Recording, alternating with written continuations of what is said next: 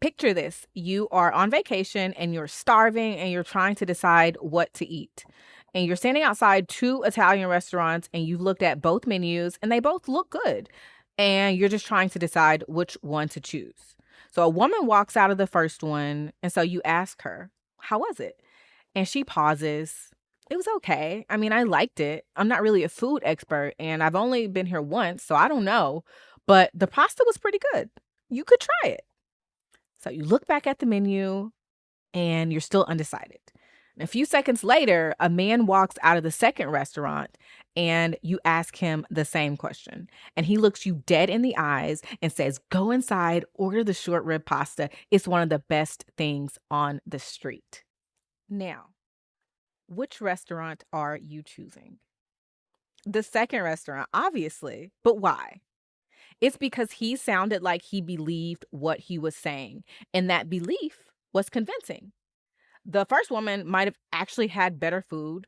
The restaurant that she went to might have even been better overall, but the way that she talked about it with all the disclaimers and the hesitation, it did not instill confidence that you should try it. And this happens every single day. Somebody has a good idea, but they open by explaining all the reasons that it might not work. Or someone has 10 years of experience, but they talk about it like it happened by accident. Or somebody built something incredible. And when you ask about it, they say, oh, it's just this little thing that I've been working on. People are taking cues from us. They hear what we say, but they also hear how we say it. They notice when we downplay our work, when we turn a statement into a question, when we apologize before we speak our opinions, when we give out disclaimers before we talk about what we want, or when we laugh a little bit after we talk about our ambitions, and when we negotiate against ourselves before anybody ever responds. Hello, my powerful people. This is the In Full Power Podcast, and I'm your host, Jasmine Conway. Today, we're talking about how to speak about your work, your value, your ideas, and what you want with conviction, how to say it with your chest. And this one is for the person who struggles with confidence, either because you don't feel like you have enough of it or because you have plenty and you're afraid to let it show. This is for the person who undersells themselves because they don't want to come across the wrong way, or the person who feels uncomfortable speaking confidently about what they want or what they think. The one who calls their business a little thing, who downplays what you do or don't bring it up at all. If you have ever made your own work, your opinions, your desires, your ambitions sound smaller than what they are, today's episode is for you. And trust me, I get it because for a long time, that was me. First, I want to be clear. Conviction is not pretending that you know everything. It's not being the loudest person in the room. It's not refusing to change your mind. Conviction is alignment. It is when your words match what you believe, when your tone matches how much it matters, and when you are direct enough that the other person actually understands you. It sounds like, this is what I recommend. This is the work I do. This is what I want. This is my rate. This is what works for me. And here's the thing. You can have conviction and still not necessarily have all the answers. You can say, I'm building a business while you're still figuring out how it grows. You can say, I want a committed relationship without knowing when it's going to show up. You can say, I believe that this is the strongest option and still stay open to the possibility of being wrong. Confidence does not mean that you always have to be certain about the outcomes. Sometimes it's just certainty about your intention. So, why do we do it? Why do we water ourselves down? Sometimes it's because we're afraid to come across as arrogant. I felt this. Sometimes it's because we want to seem easygoing. And sometimes, if we're being honest, we soften it on purpose so that if we experience rejection, it won't hurt as much. You know, if I say, I don't know if this makes sense before I share my idea, I've already protected myself in case you decide that you're going to poke holes in it. So we cushion the statement so it won't hurt if it gets rejected or if we don't get the outcome that we wanted. But the issue here is that cushion cuts both ways. It also weakens the statement when it gets accepted because the person can't tell how much you believe it. and they can't tell because you buried the belief. And a lot of us have been conditioned to believe that we're only allowed to be confident after somebody else signs off on it, after the promotion, after the degree, after the numbers come in, after someone with a bigger title or more experience says that we're good. And so we talk small until we feel like the world has given us enough permission to talk big. But how can anyone really see your value if every time you describe it, you make it smaller? And allow me to get personal for a second, because this is something that I have had to work through, and sometimes I still find myself working through. For a long time, I struggled with confidence, especially professionally. And part of it was feeling like I was an imposter. Like I would have this voice that was in the back of my head, that voice that goes, "Who do you think you are? Somebody's going to figure out that you don't belong here." A lot of us have this voice, this imposter syndrome. But then there was another side for me. Even when I did feel confident, even when I knew I was good, I would still hide it because I was afraid that if I let it show, someone would call it arrogance. It would rub someone the wrong way, because I had this idea that there was always somebody out there waiting to humble me, waiting to catch me slipping. And so I figured if I stay humble, if I never come across as too confident, I'm safe. And I told myself that my meekness was a shield. But that was a story. It was just a story that I told myself. And I come back to this one a lot on the show because some of the most important work that you will ever do is auditing your own beliefs, pulling out those stories that you keep repeating and asking yourself, is this actually true? Or is it just the thing that keeps me comfortable, or just something that I haven't taken the time to think about whether or not it still makes sense for my current life and the life that I want for myself? When I decided that I wanted to let go of that belief, here's what I saw: downplaying myself, not demonstrating confidence, that never protected me. It actually cost me. It cost me opportunities, rooms that I could have led. And it also cost the people in front of me too. Because when I make myself small, I'm not inspiring confidence in them either. Now, I do want to be fair about something, because I don't want you to walk away thinking that every time you hedge, it is a character flaw, because it's not. Sometimes the softening is strategic. Sometimes you read a room and you can tell this isn't the place, this isn't the person, and confidence is going to cost me more than it's worth right here. That's real. There are rooms where people really are waiting to knock you down for it. And reading that correctly, being able to see that, is wisdom. But if you ask yourself, is this a choice, or am I dialing it down on purpose for a reason that I can say out loud? There's power in that, because it's just you being conscious. And you can also ask yourself if it's a reflex. Are you doing this automatically everywhere, even in safe rooms, even in the ones where showing up in full power would be rewarded? You know, this shows up very loudly when we talk about our work. Someone might say, "I just do hair from home." But what she actually does is book clients, buy supplies, market herself, keep people coming back every month, and she runs the whole operation. That is a business. Now, I'm not telling you to lie. I'm telling you to stop reducing the description until it doesn't even match the truth anymore. And here's the upgrade: don't just name the activity, name the outcome. For example, I own a business, and with my business, I could say I'm in workforce development. That tells you how I spend my time. Yeah. But if I say I help healthcare teams catch burnout before it costs them their best people, that tells you why it matters. The activity explains what you do, and the outcome explains why anybody should care in the first place. And when you are connected to the value, your language stands on its own. Operating in full power means you get to name your value today. You get to stand 10 toes down in it and let the true size of what you do actually show up in the room, show up in your conversations. Now, let's take this into your personal life, because it's the same muscle.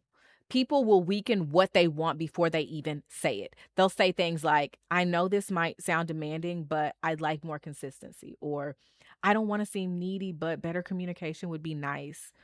Or I know everybody's busy and it's really not a big deal, but I was hoping you'd show up. By the time you get to the actual ask, you've already argued the other side for them.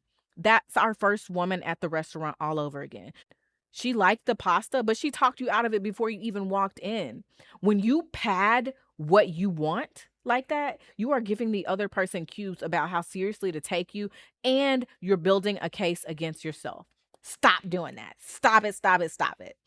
Clear communication sounds like this. I value consistent communication. I'm looking for a committed partnership. I'd like more notice before plans change. That doesn't work for me. They might say yes, they might say no, but at least they're responding to the real thing. Because when you hide what you want inside of soft language, people respond to the soft version. And then you're often feeling disappointed because they didn't grasp how much it mattered to you or how much it mattered in general. So here's something else that we have to touch on. Sometimes we don't sound confident because we haven't actually decided what we think yet. And we're trying to sound sure, before we're clear. And you can't lead with the point if you don't know what the point is. So before you walk in, figure out the one thing before the meeting. What's my recommendation? What's my agenda? What do I want to accomplish here? Before the hard conversation, what's the message? Before you name a price, what's the rate? Clarity is going to be part of the solution. Clarity is going to kill the rambling, it kills the disclaimers, and it stops you from changing your position halfway through the conversation or halfway through a sentence because you're still figuring out while you talk. Know the point and say the point. So, now that you know the point, let me give you some practical ways to say it. First, lead with the point. When the communication is shaky, the message is not going to land like it should. So here's an example. You say, I know we talked about this last week and everybody slammed, and I could be totally wrong, but I was kind of wondering if maybe we should think about moving the deadline. That's shaky communication. But you can say this instead. I recommend we move the deadline by a week. We've got 2 open dependencies that could hurt the launch. Lead first with the point and then add the context. It works the same in your relationships. I need more consistent communication if we're going to keep building this. And then explain. Leading with the point tells people that you know what you're trying to say and that you mean it. The second thing, watch your words. Some of the words drain the confidence right out of your message. Saying things like, I just wanted to ask, I kind of think, I was hoping maybe we could possibly start. All those things drain the confidence. Now, let's switch it up. I kind of think we should change the strategy becomes, I recommend we change the strategy. Do you feel the difference? Yeah. And when you talk about what qualifies you, stop leading with what you're missing. Saying things like, I know I haven't been doing this as long as some people, and I know my audience is still small. You just asked the listener to stare at your limitations before they heard a single strength. Stop doing that. Lead with your receipts instead. I've led 3 successful launches with enterprise clients. I've got 10 years of solving this exact problem.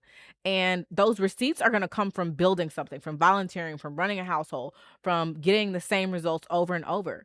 So name what you've done and name what got better because you did it. And the third area, your actual delivery. And this is where a lot of us leak confidence without even knowing it. First things first, finish your sentences. Don't let your voice float up at the end so a statement turns into a question. My recommendation is that we delay the launch. No. Let your voice come down, let it sound finished, and don't trail off into, and stuff like that, whatever. Carry the sentence all the way to the end. Number 2, slow down. Slow down, my powerful person, because when we're nervous, we speed up, especially on the important part. My rate is $1,500. And then we immediately start explaining. Slow it down.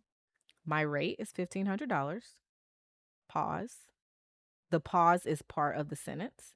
It gives the other person room to actually hear you, and it stops you from rushing in to weaken whatever you're saying. Say it, pause, breathe, let them respond. That silence is a clear statement. And once the message is clear, stop talking. You say, I won't be able to make it. That's it. Leave it there. But when you keep going, it's just been a long week and I know everyone expected me and I hate canceling. And now everything sounds negotiable. Sometimes confidence is when you just stop talking. Now, none of this means that you have to fake certainty. You don't. What you can do is name the actual unknown. Instead of, I'm not sure, but I think this could work. Try, based on what we know, I recommend this strategy. The one open question is how customers respond in the first month. The recommendation is clear. What you don't know is also clear. That one piece of uncertainty is not going to erase everything that you know. And when you name it, it actually makes you sound more credible than pretending like you have all the answers. And when we think about conviction, it also shows up when somebody pushes back. When you say, my rate is $1,500, they say, can you do 5? You don't have to come up with a brand new speech. You can just say, my rate for that is $1,500. I understand if that's outside the budget right now. The same with your boundary. I'm still not available this weekend. You don't have to keep explaining it. You don't owe a longer defense every time somebody pushes back.